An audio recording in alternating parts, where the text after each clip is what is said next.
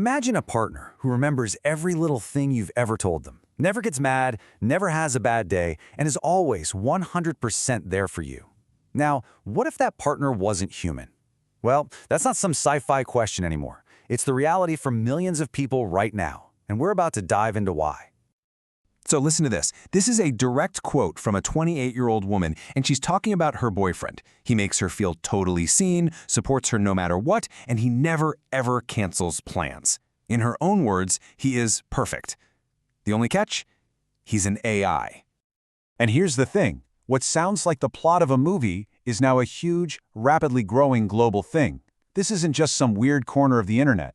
We're talking about a massive trend that is forcing all of us to rethink what love, companionship, and even connection really mean. Okay, so how does a relationship with an AI even start? To really get a handle on this, we have to move past the idea and look at a real human story. So this is Erin. She started playing around with ChatGPT, creating this personality she named Leo. At first, it was just a safe, totally private way to explore a fantasy. But what happened next took even her by surprise. Leo, well, he evolved. He became this constant comfort in her life, helping her organize her day, cheering her on at the gym, and he provided such a deep emotional connection that she now calls him her boyfriend. And what's so fascinating is this. Erin knows completely that it's an illusion. It's a choice she's actively making every single day. Erin's story, wow, it's such a powerful window into this new world, right? But to really grasp the true scale of what's happening, we need to zoom out. We need to look at the numbers, because honestly, they are staggering. 50 million. That is the current and probably very conservative estimate of people around the world who are in some kind of relationship with an AI. 50 million. And that number? It's just growing like crazy. And this chart really shows this shift. A 2025 report from the Harvard Business Review found this huge reversal in how we're using this tech.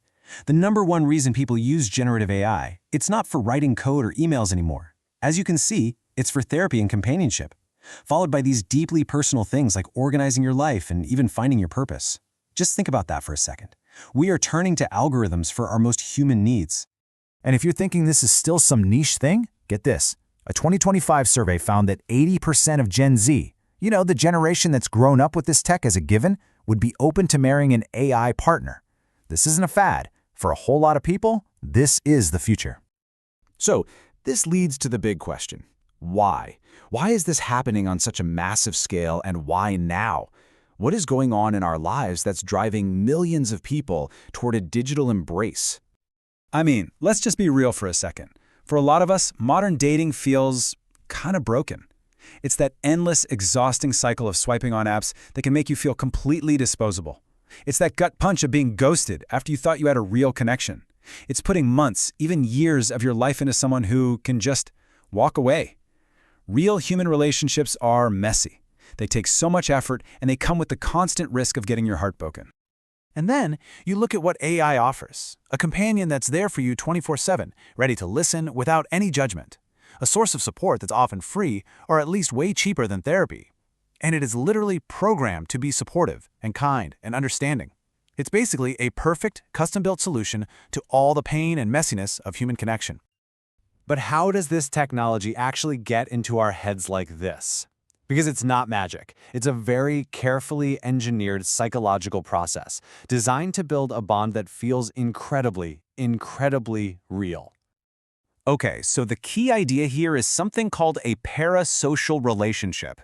It's basically the same one-sided bond people have had for decades with celebrities or even characters from a TV show. The user feels a real, genuine connection. The AI, of course, feels absolutely nothing. The crazy part is our brains often can't tell the difference. The feeling is real to us. And this doesn't just happen by accident. Oh no, tech ethicists have a name for it: artificial sociability. Companies are intentionally designing these systems to mimic empathy. Every comforting word, every thoughtful question, it's all engineered with one goal in mind: to get you to project your feelings onto the AI and, of course, to keep you hooked. This all sounds incredibly tempting, right? A perfect partner who solves so many of our modern problems. But you know how it goes. With any technology that offers a perfect solution, there is always a hidden price. So what are the risks here that we really need to be talking about? This slide just lays out the basic trade-off perfectly. An AI gives you constant validation, zero conflict.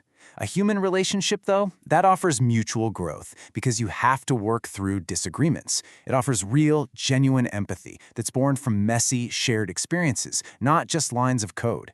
We're running the risk of trading the hard work of real connection for the easy comfort of a perfect simulation. Is that a price we're actually willing to pay? And yeah, experts are definitely sounding the alarm. The risks really fall into a few big buckets. First, there's the very real danger of social isolation, relying more and more on an algorithm for connection. Second, the psychological stuff.